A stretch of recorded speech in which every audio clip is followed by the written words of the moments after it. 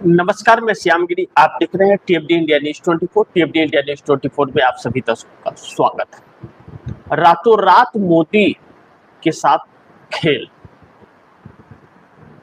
और पीएम दफ्तर के अंदर हलचल तेज। लेकिन सोचिए, अगर अचानक भगदड़ मच गया तो क्या होगा? यानी कि सांसदों का अब जो भी हो, 2024 चुनाव जीतने के बाद अभी तक मोदी सरकार सिर्फ जुगाड़ पर चल रही थी और नरेंद्र मोदी के पूरे कार्यकाल को ले लिया जाए तो 12 साल का कार्यकाल उनका हो रहा है। इस बीच नरेंद्र मोदी ने विपक्ष को कुछ समझा नहीं। 2024 के पहले दो कार्यकाल यानी कि 10 सालों के अंदर, लेकिन जैसे ही 24 आया तो एनडीए गठबंधन का याद आया, क्योंकि उसके पहले एनडीए को कुछ समझ ही नहीं रहे थे। 285 पहले कार्यकाल में, 14 में और 2019 में 303 सीटें बुलंदियों पर मनोबल था। लेकिन 2024 में 240 सीटें आने के बाद धाराशाह हो गई। अब 240 में तो सरकार बनेगी नहीं। नॉर्मल बहुमत का आंकड़ा 272 का। नीतीश नायडू के सहयोग से बनी मोदी की सरकार और नीतीश नायडू को ही दिखाया था ठेंगा, तो नीतीश नायडू की जब बारी आएगी तो वह कैसे छोड़ देंगे। इस वक्त मोदी सरकार उसी से जूझ रही है। अब पीएम दफ्तर के अंदर हलचल और रातों रात खेल का मतलब यह है कि मोदी के लिए डीलिमिटेशन बिल बहुत महत्वपूर्ण है और आज पार्लियामेंट चलेगा नहीं चलेगा इसकी गारंटी अभी तक नहीं है और अभी तक डीलिमिटेशन बिल पेश करने का भी क्लियरिटी नहीं आया है कि पेश होगा। अब चर्चा इस बात की है कि कल बीती शाम और बीते दिन जो एनडीए गठबंधन की भी बैठक हुई तो उसमें चंद्रबाबू नायडू हाथ खींचते नजर आए, यानी कि असमंजस वाली परिस्थिति रही। ना हाँ ना नहीं कर पा रहे थे, मिमिया रहे। ऐसे में 362 सांसदों का बहुमत चाहिए था। शरद पवार के 8 लोग मिले तो थे सांसद, लेकिन एफसीआरए कानून पर और डिलिमिटेशन पर बात बनी नहीं। आप दर्शकों को एक चीज ध्यान होना चाहिए कि एफसीआरए जो बिल है उसके लिए 2/3 बहुमत की जरूरत नहीं है, वह नॉर्मल 272 बहुमत के आंकड़े से हो सकता है। उस बिल को वापस लेने का मतलब यह है कि 272 में भी संकट है। नरेंद्र मोदी को 272 सांसदों का भी संकट है, जो एक नॉर्मल बहुमत का आंकड़ा है। इसीलिए वह बिल वापस किया गया। अन्यथा क्यों बिल वापस होगा? सोचिए, जो सरकार किसी की सुनती नहीं है वह बिल वापस ले ले, जबकि अमित शाह को चेहरा दिखाने के लिए, सदन में आने के लिए कुछ न कुछ चाहिए, आकर के कुछ बहसबाजी करने के लिए, लेकिन वह चीज नहीं मिल रहा है। तो एफसीआरए बिल वापस लेना यानी, और वह बिल मात्र 272 के बहुमत से ही पास हो जाता है और सरकार के पास 318 बताए जा रहे हैं और 272 का बिल पास न करा पाए, ऐसा कैसे हो सकता है? सरकार ने आज तक तो जो बिल, नॉर्मल बिल जो भी चाहे नॉर्मल बहुमत से पास करा लिए, कोई फर्क नहीं पड़ा उसे सदन चल रहा है या नहीं चल रहा है। लेकिन यह बिल वापस हुआ। यह बिल यूं ही वापस नहीं हुआ। इस बिल में जो उन्हीं के लोग उनके साथ खड़े नहीं थे, यानी कि इस सरकार के पास अंदर से यह सरकार हिली हुई है, इसके पास बहुमत नहीं है। अब डीलिमिटेशन, आप दर्शकों को याद होगा मैंने एक कार्यक्रम किया था और आप दर्शकों को बताया था कि डीलिमिटेशन बिल इस सरकार के लिए कितनी जरूरी है, लेकिन उसके लिए 2/3 बहुमत 362 सांसदों की जरूरत पड़ रही है। और इस सरकार ने, मैं वरिष्ठ पत्रकार हेमंत अत्री के बयान के अनुसार बता रहा हूं आप दर्शकों को, उन्होंने जो एक बयान दिया था उन्होंने कहा था कि 60,000 करोड़ रुपया तकरीबन मोदी सरकार खर्च करने को तैयार है इस बिल को पास करने के लिए, यानी कि खरीद फरोख्त, बार्गेनिंग, सौदेबाजी, यह सब करने के लिए डिलिमिटेशन बिल पर। आप दर्शक यह सोच सकते हैं कि 60,000 करोड़ रुपया बिल पास हो जाए किसी तरह से, इसके लिए खर्च करने को सरकार तैयार है, तो किसने पैसे दिए होंगे 60,000 करोड़, और क्यों दिए होंगे, और क्यों जरूरी है डिलिमिटेशन उसके लिए, यह आपसे बेहतर कोई समझ नहीं सकता है। इसका मतलब उससे देश से कोई मतलब नहीं है, सरकार से मतलब नहीं है, वह एक बादशाहत काबिज करने के लिए, पूरे देश पर कब्जा करने के लिए आरएसएस का, कि मोदी तो 5 साल और रहेंगे, 10 साल रहेंगे, उनके जीवन का कितना समय बचा हुआ है, 15 साल रहेंगे, क्या 5 साल बाद नरेंद्र मोदी कुछ बोलने की स्थिति में रहेंगे? यह सारी चीजें छोड़ दीजिए। और डिलिमिटेशन अगर हो जाता है इसी सदन में, जो आज आखिरी मौका है, आज अगर सदन स्थगित हो गया तो डिलिमिटेशन बिल नहीं आएगा, और अभी तक नहीं आया, जबकि 24 घंटा पहले उसका ड्राफ्ट विपक्ष को या सांसद, सत्तारूढ़ दल या कोई, उसको देना पड़ता है ड्राफ्ट, कि उसमें किस आधार क्या है, पूरा वर्णन उसका देना पड़ता है, और 2/3 में तो और भी पूरे फुल वर्णन देने पड़ेंगे, तभी विपक्ष उस पर चर्चा करेगा, वह अभी तक नहीं हुआ। तो जो FCIA बिल पास करने के लिए 272 नहीं है हो पा रहा है, तो 362 इसके लिए कैसे हो जाएगा? यह चीज जो सौदेबाजी चल रही थी, चाहे शरद पवार की, चाहे DMK स्टालिन की, और इसी बीच में चंद्रबाबू नायडू की, और भी छोटे छोटे दल हैं, वह नहीं क्लियर हो पाया। इस सरकार ने देखा कि 272 भी हमारे पास नहीं बच पा रहे, यानी कि पैसे काम नहीं आ पा रहे हैं, तो इस सरकार ने कदम पीछे हटा और अमित शाह सदन में नहीं आए। 2 बिल अमित शाह के नाम से प्रोड्यूस हुआ था, उस बिल को भी राज्य मंत्री ने पेश किया, और बिना चर्चा का, बिना बहस का, बिना किसी बात का पास हो गया। हाँ, पास हुआ। तो यहां सरकार बिल पास कर रही है और उस पर चर्चा नहीं हो रहा है, उस बिल के बारे में पता नहीं चल रहा है कि उसमें क्या है, नहीं है, और कानून बन जा रहा है। 272 सांसदों के नॉर्मल बहुमत से भी जो बिल पास होता है वह कम नहीं है, बहुत घातक होता है कभी कभी, लेकिन सरकार पास कर रही है। अब ऐसे में मोदी का जो घमंड था वह नीतीश नायडू ने भी मिलकर के तोड़ा, क्योंकि इस बिल पर वह दोनों ही साथ नहीं थे। जब दोनों साथ नहीं थे तो खुद ही के गठबंधन में 30 वोट कम हो रहे थे, और बात बिगड़ जाती इस बिल को आने के बाद बहुत ज्यादा। तो इसके बाद इसे जेपीसी में देने की भी कोशिश हुई, लेकिन नहीं, जेपीसी में नहीं गया बिल। लेकिन डिलिमिटेशन पर यह सरकार जो फंस रही है, डिलिमिटेशन यह भाजपा और आरएसएस के लिए बहुत जरूरी है, और इसी के लोग साथ नहीं खड़े हो पा रहे हैं। इस तरह की चर्चा अभी तक चल रही है। लेकिन अगर 240 खड़े भी हैं, एकनाथ शिंदे के खड़े हैं, शरद पवार का ठिकाना नहीं है, शरद पवार जा सकते हैं, लेकिन स्टालिन नहीं जा रहे हैं।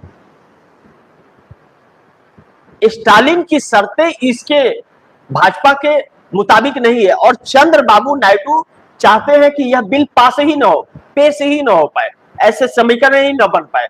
इसके लिए चंद्रबाबू नायडू पर्दे के अंदर से बैटिंग कर रहे हैं कि साउथ को गोलबंद कर रहे हैं। पिछली बार स्टालिन कर रहे थे, तो स्टालिन अपना भी चुनाव हार गए। अब उनके पास खाली सांसद की ही ताकत है, तो वह सोचते हैं कि कुछ मिलजुल जाए, अच्छा से चले, क्योंकि उधर भी सत्ता नहीं, इधर भी सत्ता नहीं, तो सौदेबाजी में मिलेगा तो मोटा रकम। लेकिन उसके बाद एक बार मोटा रकम ले लेंगे तो तमिलनाडु की राजनीति से उनकी राजनीति खत्म हो जाएगी। फिर उन्हें कोई वोट नहीं मिलेगा, न कोई जीत के आ पाएगा, तो न तमिलनाडु में रह पाएंगे न इधर रह पाएंगे। इसलिए वह कदम अब कभी पीछे खींच रहे हैं, कभी अंदर कर रहे हैं, लेकिन उन्होंने कदम खींच लिया तो यह बिल रुक गया। लेकिन अभी भी सरकार रात दिन बातचीत में लगी हुई है, तो बातचीत में लगी हुई तो क्या पटा लेगी स्टालिन को, या चंद्रबाबू नायडू सहमत हो जाएंगे? चंद्रबाबू नायडू भी अभी तक सहमत नहीं है, और FCR ये पर क्या नाम कि नीतीश कुमार भी राजी नहीं है। कांग्रेस तो हमलावर है, अखिलेश यादव हमलावर है, लेकिन बाकी छिटपुट वाले जो है उनसे जो चल रहा था वह भी नहीं हो पाया। जब नहीं हो पाया है तो इस बिल को कल प्रोड्यूस नहीं किया गया, पेश नहीं किया गया। अब आज क्या अमित शाह आने की हिम्मत दिखाएंगे, और अमित शाह आएंगे तो क्या लेके आएंगे? यही एक बचा हुआ है डिलिमिटेशन, जिसे वह पेश कर सकते हैं, कोई और नहीं पेश करेगा। तो अगर आज भी स्थगित हो गया, जिसकी पूरी संभावना है, या आज ही शीतकालीन सत्र तक के लिए स्थगित कर दिया जाएगा, नवंबर तक के लिए, या उसे अनिश्चित काल बोल करके करेंगे, लोग अनिश्चित काल के लिए स्थगित किया जाता है। फिर शीतकालीन सत्र का नवंबर में 20 तारीख के बाद का वह लोग नोटिफिकेशन जारी करेंगे। तो उसके बाद डिलिमिटेशन बिल अगर आता है तो वह 2029 में काम नहीं कर पाएगा, और फरवरी महीने में या मार्च में 27 के यह जनगणना, नए जनगणना का लिस्ट आ जाएगा, तो यह 2011 के मुताबिक करना चाहते तो कर नहीं पाएंगे, और 27 के मुताबिक करेंगे नहीं, तो फिर यह टल जाएगा। ऐसे में भारतीय जनता पार्टी इस बात पर लगी है कि अब चुनाव कैसे जीते जाएंगे, और पोल ट्रैकर के सर्वे संकेत अच्छे नहीं दे रहे हैं। पोल ट्रैकर का सर्वे यह कह रहा है कि जो सिचुएशन है आज के डेट में, अगर चुनाव हो गया तो एनडीए गठबंधन पूरा 240 के आसपास सिमट जाएगा, यानी कि बहुत बड़ा धक्का लग रहा है, और कांग्रेस सिंगल लार्जेस्ट पार्टी बनकर के उभरेगी। तो भारतीय जनता पार्टी की तो लुटिया डूब गई। अब माहौल बन नहीं पा रहा है, माहौल बनाने के लिए अलग अलग वो कर रहा है, और जब से यह आया है तो एनडीए में जैसे एक भगदड़ सा मच गया है, मतलब बेचैनी कहते हैं ना, बेचैनी वाली स्थिति हो गई है। अब उन लोगों को समझ नहीं आ रहा कि क्या करें और क्या ना करें। मोदी के खिलाफ एंटी कैम्पेन्सी बन रही है, मोदी के अलावा और कोई चेहरा नहीं बन रहा है, और कांग्रेस पूरी तरह से हमलावर है। दो चीजों पर ध्यान देना बहुत जरूरी है। पहला कि 15 अगस्त को नरेंद्र मोदी इस बार लाल किले से भाषण क्या देते हैं, और राहुल गांधी इस बार जाते हैं या नहीं जाते हैं, क्योंकि पिछली बार बहुत बेइज्जत किया गया था उनको। लीडर ऑफ अपोजिशन के तौर पर कैबिनेट रैंक का दर्जा होता है, मंत्रियों के लाइन में उन्हें होना चाहिए, लेकिन वह आम लोगों के बीच में उन्हें बैठा दिया गया था।